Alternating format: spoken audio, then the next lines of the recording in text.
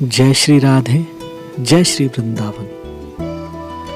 मैं अनूप मिश्र हमारे इस आध्यात्मिक चैनल वृंदावन धाम में आप सभी श्री राधा कृष्ण युगल उपासकों का एक बार पुनः अभिनंदन करता हूँ। विगत कुछ समय से कुछ व्यस्तताओं के कारण नियमित रूप से हम आपकी आध्यात्मिक सेवा में उपस्थित नहीं रह सके। इसके लिए हम वृंदावन धाम चैनल की टीम की ओर से आपसे क्षमा प्रार्थी हैं। आगे भी जैसे युगल सरकार की इच्छा होगी स्वयं हमसे सेवा ले लेंगे। संतन के मुख सौ सुनो सुखदाई यह मंत्र, संचालक श्यामा श्याम हैं, हम हैं केवल यंत्र। आज हमारी इस आध्यात्मिक यात्रा का पड़ाव पहुंचा है श्री धाम वृंदावन के सुप्रसिद्ध सप्त देवालय में से एक श्री गोविंद देवजू महाराज। यह मंदिर स्थित है श्री रंगनाथ मंदिर के निकट। बार बार इस पवित्र अग्नि को कलुषित करने का दुष्टों द्वारा प्रयास किया गया। कभी तो यहाँ के देवालयों को क्षति पहुंचाकर, तो कभी दिव्य से विग्रहों पर कुठाराघात करके, किंतु अकारण करुणा वर्णालय प्रभु अपने निज जनों को, महत्पुरुषों को इन दुष्टों के दुष्प्रयास के दमन हेतु समय समय पर इस पवित्र धरा पर भेजते रहते हैं। ये श्री ठाकुर जी के निज जन हैं। इन्हीं में से एक थे श्री रूप गोस्वामी पाद जी। भगवान के स्वधाम प्रयाण के उपरांत भगवान के ही प्रपौत्र श्री वज्रनाभ जी ने ब्रज क्षेत्र की अनेक लुप्त लीला स्थलियों व अनेकों अर्चा विग्रहों को श्री नंद बाबा के कुल गुरु श्री शांडिल्य जी के मार्गदर्शन से प्रकट किया।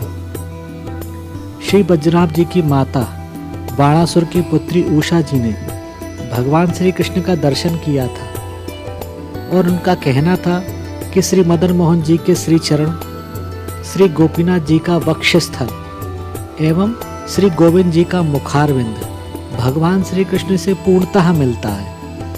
तो ये वही गोविंद देव जी हैं। बाद में काल के प्रवाह से एक बार पुनः लुप्त हो जाने पर श्री रूप गोस्वामी पाद ने लगभग 500 वर्ष पूर्व इन्हें पुनः भूमि से प्रकट किया। इनके प्राकट की कथा भी कम रोचक नहीं है। एक बार रात्रि को श्री रूप गोस्वामी जी को स्वप्न में गोविंद देव जी का दर्शन हुआ।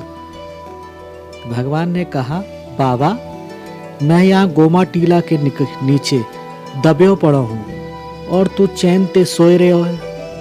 प्रतिदिन एक गैया आए के मुँह को अपनी अमृत तुल्य दुग्ध धारा से पोषित करे। अब तू मुँह को यहाँ ते निकाल के मेरी सेवा को विस्तार कर। इतना कहकर ठाकुर जी अदृश्य हो गए। प्रातः काल श्री रूप गोस्वामी जी ने कुछ ब्रजवासियों को एकत्रित किया, उनको अपना स्वप्न सुनाया। अब सबके सब गोमा टीला पर पहुंचे और खुदाई की। कुछ ही समय में मनमथ के भी मन को मत देने वाले त्रिभुवन मोहन श्री गोविंद देव जी भूमि से प्रकट हो गए। बोलिए श्री गोविंद देव जी महाराज की जय। श्री गोविंद देव जी ही श्री वृंदावन धाम के ईश्वर हैं, वृंदावनेश्वर हैं। स्कंद पुराण, पद्म पुराण एवं बराह आदि पुराणों में इनको वृंदावन का राज राजेश्वर कहा गया है। ठाकुर जी को श्री कृष्ण लीला में गोविंद नाम गौ माता के द्वारा प्रदान किया गया। जगन्नाथपुरी में चक्रवेण नामक स्थान पर श्री राधा रानी का विग्रह विराजमान था, किंतु सभी लोग उन्हें श्री लक्ष्मी मानकर पूजा करते थे। महाराज प्रताप रुद्र के पुत्र श्री पुरुषोत्तम जाना को श्री राधा रानी ने स्वप्नादेश किया कि मैं लक्ष्मी नहीं हूँ, मैं ब्रजेंद्र नंदन श्री कृष्ण की प्राण वल्लभा प्रियतमा राधा हूँ। मैं श्री गोविंद देव के प्राकट्य के इसी स्वर्णिम क्षण के लिए प्रतीक्षारत थी। अब उनका प्राकट्य हो गया है, अतः यथाशीघ्र मुझे उन्हीं के निकट भेज दो। वैसा ही किया गया। तत्कालीन गोस्वामियों ने श्री राधा रानी के इस विग्रह को श्री गोविंद देव जी के वाम भाग में विराजित कर दिया। अब श्री ठाकुर जी का नाम हो गया श्री राधा गोविंद देव।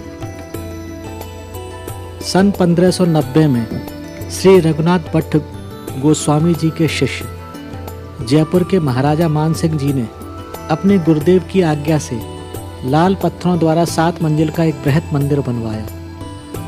सन 1669 में मुगल सम्राट औरंगजेब के द्वारा इस मंदिर के ऊपर के 4 मंजिल तोड़ दिए गए।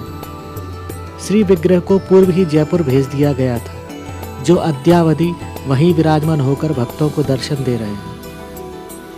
मंदिर के पुजारी जी ने बताया कि मंदिर के निर्माण के साथ ही सन 1590 में ही मंदिर के कोतवाल के रूप में हनुमान जी को विराजित किया गया।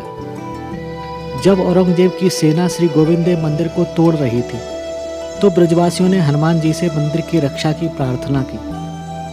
तब उनकी प्रार्थना सुनकर हनुमान जी के मंदिर से एक सिंह प्रकट हुआ और बाहर निकलकर मंदिर की पौड़ी पर बैठकर दहाड़ने लगे। इसलिए इस मंदिर का नाम सिंहपौर हनुमान हुआ। हजारों बंदर भी वहां प्रकट हो गए। उन सबसे भयभीत होकर औरंगजेब की सेना भाग गई। श्री राधा गोविंद देव जी को तो पहले ही जयपुर भेज दिया गया था। मुगलों की सेना को जब श्री विग्रह प्राप्त नहीं हुआ, तो उन्होंने दीवार पर अंकित कलाकृतियों को ही श्री विग्रह समझकर तोड़ दिया। सन 1748 में मंदिर के पास ही श्री गोविंद देव जी के पृथ्वी विग्रह की स्थापना हुई। 1819 में 24 परगना जिले के जमींदार श्री नंद कुमार बसु के द्वारा वर्तमान मंदिर का निर्माण कराया गया। मंदिर की परिक्रमा में बाईं ओर श्री योगमाया जी का मंदिर भी है, जो नवदुर्गा के अवसर पर खुलता है। कार्तिक मास में ठाकुर जी की मंगला आरती होती है, जिसके दर्शनों के लिए पूरे मास श्रद्धालु ब्रजवासी और कार्तिक नियम सेवा परायण भक्त आते हैं। आप भी दर्शन करने के लिए एक बार अवश्य यहाँ पधारें। जय श्री राधे, जय श्री वृंदावन।